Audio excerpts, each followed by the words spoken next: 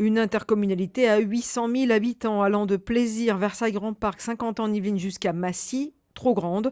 Pour le président de la Casquisse, cela n'a pas de sens. C'est une très mauvaise idée de vouloir faire un territoire aussi gigantesque.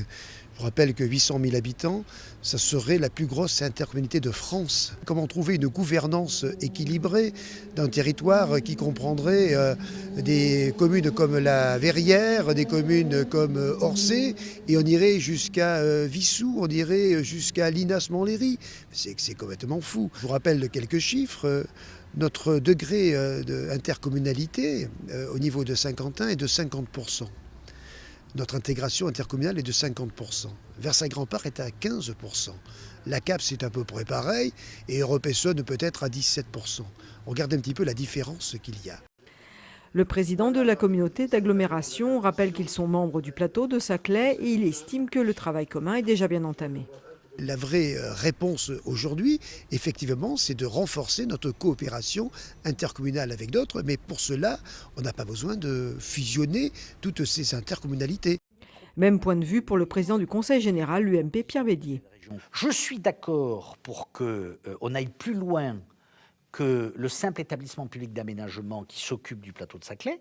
Et donc je considère que les 4 intercommunalités concernées peuvent se réunir, non pas fusionner, mais se réunir dans une structure qui n'est pas une nouvelle hiérarchie, fonctionnaire, impôts, etc., mais qui est un outil de coordination. À gauche, on s'interroge également sur ce projet de large intercommunalité. Le maire de la Verrière souhaiterait plutôt valoriser l'existant. La proposition du préfet ne me semble pas d'actualité. En tout cas, nous n'en sommes certainement pas là.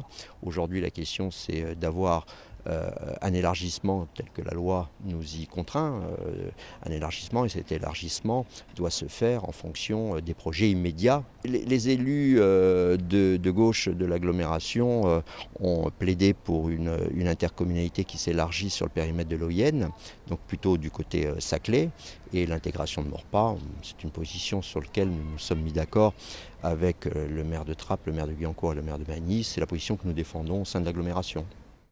Du côté de l'Essonne, les dents grincent également. Ils ne veulent pas notamment de la dette de Saint-Quentin-en-Yvelines. Les élus réunis au sein de la commission régionale de coopération intercommunale se seraient déjà prononcés contre ce rapprochement. D'ici 3 mois, le préfet de région devrait rendre son arbitrage.